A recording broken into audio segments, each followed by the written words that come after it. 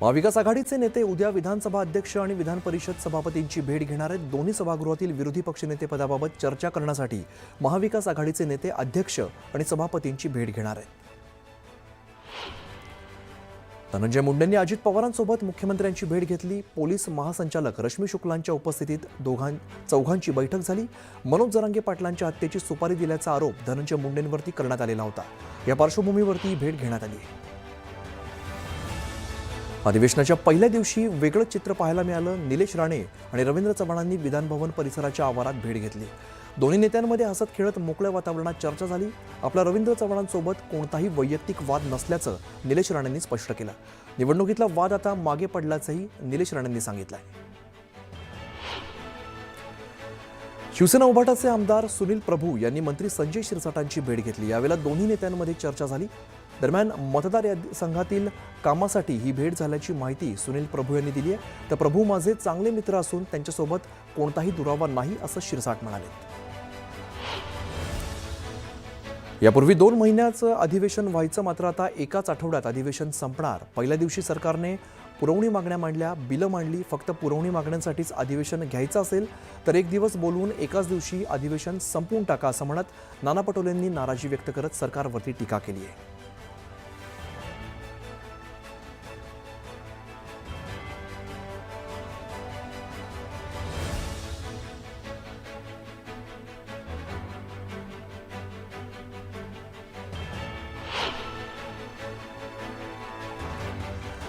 भास्कर जाधव हे जास्त आक्रमक असल्यामुळे त्यांना थांबवण्यासाठी विरोधी पक्षनेतेपदाचं निव्वळ आमिष दाखवलं जात असल्याचा टोला उद्योगमंत्री सामंतांनी लगावलाय। तसंच शिवसेना उभाटाकडून विरोधी पक्षनेतेपदासाठी वेगळ्याच नावाची चर्चा सुरू असल्याचे त्यांनी सांगितलंय। विरोधी पक्षनेतेपदावरून भास्कर जाधव चांगलेच आक्रमक झाले। सत्ताधारी पक्षाला संविधान मान्य नसल्यामुळे ते विरोधी पक्षनेता बनवत नसल्याची टीका जाधव यांनी केली आहे। तसंच उदय सामंतांच्या टीकेलाही प्रत्युत्तर दिलंय। आपण आक्रमक असल्यामुळे सत्ताधारी आपल्याला घाबरतात असा टोला भास्कर जाधव यांनी लगावलाय। विधिमंडळाच्या कार्यालयात भास्कर जाधवांचं नाव कळवलेलं आहे। नाव देऊन 11 महिने होत असले तरी सुद्धा अद्याप विधानसभा अध्यक्षांनी कोणताही निर्णय घेतलेला नाही। मवियातील 3ही घटक पक्षांनी एकमताने जाधवांचं नाव दिलंय असं शिवसेना नेते अंबादास दानवेंनी स्पष्ट केलं। विरोधी पक्षनेत्यांचं नाव बदलल्याची चर्चा आदित्य ठाकरेंनी फेटाळली आहे। ही चर्चा अफवा असून अफवांवरती विश्वास ठेवू नये अशी प्रतिक्रिया आदित्य ठाकरेंनी दिली आहे। 22 आमदार दुसऱ्या गटात जात आहेत असंही ऐकलं होतं असं म्हणत आदित्य ठाकरेंनी एकनाथ शिंदेंना टोला लगावलाय। शिवसेना उभाटाचे नेते भास्कर जाधव आणि मंत्री प्रताप सरनाईक यांची नागपुरात भेट झाली। अधिवेशनासाठी आलेले नेते एकाच हॉटेलमध्ये मुक्कामी होते। यावेळेला अधिवेशनाचं कामकाज आणि विरोधी पक्षनेतेपद या संदर्भात दोन्ही नेत्यांमध्ये चर्चा झाल्याची माहिती आहे। वंदे मातरम गीताला 150 वर्ष पूर्ण झाली। या निमित्ताने लोकसभेमध्ये चर्चा झाली। या चर्चेसाठी 10 तासांचा वेळ राखून ठेवण्यात आलेला आहे। सरकारच्या वतीने संरक्षण मंत्री राजनाथ सिंह यांच्यासह अनेक केंद्रीय मंत्री चर्चेत सहभागी झालेत। आमची चर्चा भविष्यातील पिढ्यांना मोठी शिकवण देणारी आहे। वंदे मातरमने त्याग तपस्येचा मार्ग दाखवला। ऐतिहासिक क्षणाचा साक्षीदार झालो याचा गर्व असल्याचे पंतप्रधान नरेंद्र मोदी यांनी स्पष्ट केलंय। वंदे मातरमने स्वातंत्र्य संग्रामाला बळ दिलं असंही मोदी म्हणाले। वंदे मातरमला मुस्लिम लीगने कडाडून विरोध केला, मात्र जवाहरलाल नेहरूंनी मोहम्मद अली जिन्नांना विरोध करण्याच्या ऐवजी वंदे मातरमला विरोध केला। काँग्रेसने मुस्लिम लीग समोर गुडघे टेकले असं म्हणत मोदींनी काँग्रेसवरती निशाणा साधलाय। एमपीएससीची परीक्षा पुढे ढकलण्यात आलेली आहे। महाराष्ट्र अराजपत्रित सेवा संयुक्त पूर्व गट ब आणि गट क ची परीक्षा ही पुढे ढकलण्यात आली आहे। 21 डिसेंबरला होणारी परीक्षा आता अनुक्रमे 4 जानेवारी आणि 11 जानेवारीला पार पडेल। माओवाद्यांच्या केंद्रीय समितीचा सदस्य रामधीरसह 11 माओवाद्यांनी छत्तीसगडमध्ये आत्मसमर्पण केलंय। रामधीरवरती 3 कोटी रुपयांचं बक्षीस होतं। महाराष्ट्र, मध्य प्रदेश आणि छत्तीसगड या राज्यांच्या सीमेवरती माओवाद्यांनी तयार केलेल्या एमएमसी झोनमध्ये तो सक्रिय होता। गोव्यातील नाईट क्लबला लागलेल्या आगीचं कारण समोर आलंय। इलेक्ट्रॉनिक फायर गनमुळे ही आग लागल्याचं समोर आलंय। आग लागतानाचा व्हिडिओ सध्या समोर आलाय। नृत्याचा कार्यक्रम सुरू असताना इलेक्ट्रॉनिक फायर गनने आतषबाजी करण्यात आली आणि यावेळेला फायर गनमुळे छताला आग लागली। गोव्यातील नाईट क्लब आग प्रकरणी मोठी कारवाई करण्यात आली आहे। आग दुर्घटना प्रकरणी 3 अधिकाऱ्यांना निलंबित करण्यात आले। पंचायत संचालकांसह GSPCB सेक्रेटरी, नगरपंचायत सेक्रेटरींवरती निलंबनाची कारवाई करण्यात आली आहे.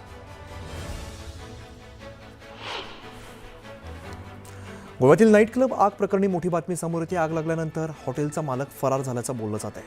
संबंधित व्यक्ती देश सोडून पळाल्याची माहिती सूत्रांकडून मिळते. सौरभ लुथरा असं गोव्यातील हॉटेल मालकाचं नाव आहे. बीडमध्ये वर्षभरात 365 शस्त्र परवाने रद्द करण्यात आले. सरपंच संतोष देशमुख हत्या प्रकरणानंतर गोळीबाराच्या अनेक घटना समोर आल्या होत्या. दरम्यान जिल्ह्यातील कायदा आणि सुव्यवस्थेचा प्रश्न चर्चेत आला आहे. मुंबई महानगरपालिका क्षेत्रातील वायू प्रदूषण नियंत्रणासाठी महाराष्ट्र प्रदूषण नियंत्रण मंडळाने 19 RMC प्लांट हे बंद केलेत. दरम्यान वायू प्रदूषण नियंत्रण नियमावलीचं उल्लंघन करणाऱ्या उद्योगांवरती कडक कारवाई केली जाणार असल्याचं महाराष्ट्र प्रदूषण नियंत्रण मंडळाचे अध्यक्ष सिद्धेश्वर कदम यांनी स्पष्ट केलं आहे. कोल्हापूरच्या कणेरी मठाचे अदृश्य काळ सिद्धेश्वर महाराजांविरोधात जतमध्ये गुन्हा दाखल करण्यात आला आहे. जत तालुक्यातील बिळूर या ठिकाणी 9 ऑक्टोबर रोजी एका प्रवचनादरम्यान काळ सिद्धेश्वर महाराजांनी लिंगायत समाजाच्या भावना दुखवणारं वक्तव्य केलं होतं. यावरून हा गुन्हा दाखल करण्यात आला आहे. पुणे महापालिका आयुक्त नवल किशोर राम यांनी नवा प्रस्ताव तयार केलेला आहे. कामावरती असताना कर्मचाऱ्यांचा मृत्यू झाल्यास त्यांच्या कुटुंबियांना 5 लाखांची आर्थिक मदत देण्याचा निर्णय घेण्यात आला आहे. वजीचे युवा आघाडीचे प्रदेशाध्यक्ष निलेश विश्वकर्मांवरती चांदूर रेल्वे पोलीस ठाण्यात गुन्हा दाखल करण्यात आला आहे. अमरावतीचे जिल्हाधिकारी आशिष येरेकरांशी हुज्जत घातल्यामुळे त्यांच्यावरती हा गुन्हा दाखल करण्यात आला आहे. अभिनेते सयाजी शिंदेंनी राज ठाकरेंची भेट घेतली. या भेटीत तपोवनातील वृक्षतोडीच्या मुद्द्यावरती चर्चा झाली. मनसेसह सयाजी शिंदे यांच्याकडून वृक्षतोडीला विरोध करण्यात आला आहे. छत्रपती संभाजीनगरमधील शिंदेंच्या शिवसेनेत अंतर्गत वाद सुरू आहे आणि हा वाद आता उपमुख्यमंत्री एकनाथ शिंदेंकडे पोहोचला आहे. मंत्री संजय शिरसाट आणि जिल्हा प्रमुख राजेंद्र जंजाळ यांच्यातील अंतर्गत वादावरती उद्या नागपुरात महत्त्वाची बैठक होण्याची शक्यता आहे. शिरसाट एककलमी निर्णय घेत असल्याचा आरोप जंजाळांनी केला आहे. मुंबई महानगरपालिका निवडणुकीत जागा वाटपाचा तिढा भाजप शिवसेना सामोपचाराने सोडवणार आहे. यासाठी दोन्ही पक्षातील नेत्यांची एक समन्वय समिती तयार केली जाणार असल्याची माहिती सूत्रांनी दिली आहे. धाराशिव नगर परिषद निवडणुकीचा बोगस एक्झिट पोल सोशल मीडियावरती व्हायरल होतोय. याची गंभीर दखल निवडणूक आयोगानं घेतली आहे. दरम्यान अफवा पसरवणाऱ्यांची चौकशी करून कारवाई करण्याबाबत निवडणूक आयोगाने जिल्हाधिकाऱ्यांना पत्र दिलं आहे. पंढरपूरच्या रुक्मिणी मातेची पाद्यपूजा 21 ते 31 डिसेंबर दरम्यान बंद ठेवण्यात येणार आहे. नाताळसह इतर सुट्ट्यांमुळे पंढरपुरात भाविकांची गर्दी वाढल्याने मंदिर समितीने हा निर्णय घेतला आहे. छत्तीसगड दुर्ग या ठिकाणी साई भक्त गीतिका सहाणी यांनी शिर्डीतील साई मंदिराला 1,54,000 सोन्याचं गुलाबाचं फूल अर्पण केलंय. या सोन्याच्या फुलाचं वजन 13 ग्रॅम इतकं आहे. नाताळ तसंच नववर्षाच्या स्वागताची चाहूल लागताच गोव्यात पर्यटकांनी गर्दी करायला सुरुवात केली आहे. त्यामुळे वाढत्या पर्यटकांच्या लोंढ्यामुळे पोलीस आणि लाईफगार्ड्सकडून सुरक्षा व्यवस्थेत वाढ करण्यात आली. छत्रपती संभाजीनगर रेल्वे स्थानकावरती असलेल्या बोर्डवरती उर्दूमध्ये छत्रपती संभाजीनगर नाव लिहावं अशी मागणी करत social democratic party of India म्हणजेच SDPI संघटनेकडून रेल रोको आंदोलन करण्यात येणार आहे.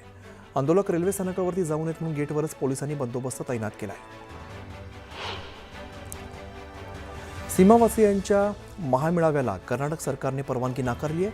सोबतच महाराष्ट्राच्या नेत्यांनाही कर्नाटकात बंदी घालण्यात आली आहे. याचा निषेध शिवसेना उभाटा पक्षानं केलाय. कर्नाटकातल्या महाराष्ट्रात येणाऱ्या बसेस अडवत कर्नाटक सरकारला उत्तर दिलंय. बेळगावमध्ये मराठी भाषिकांची धरपकड करण्यात आलेली आहे. कर्नाटक सरकारच्या मनमानी कारभाराविरोधात आंदोलन करणाऱ्यांना पोलिसांनी ताब्यात घेतलेलं आहे. आंदोलनस्थळी पोलीस बंदोबस्त तैनात केला आहे.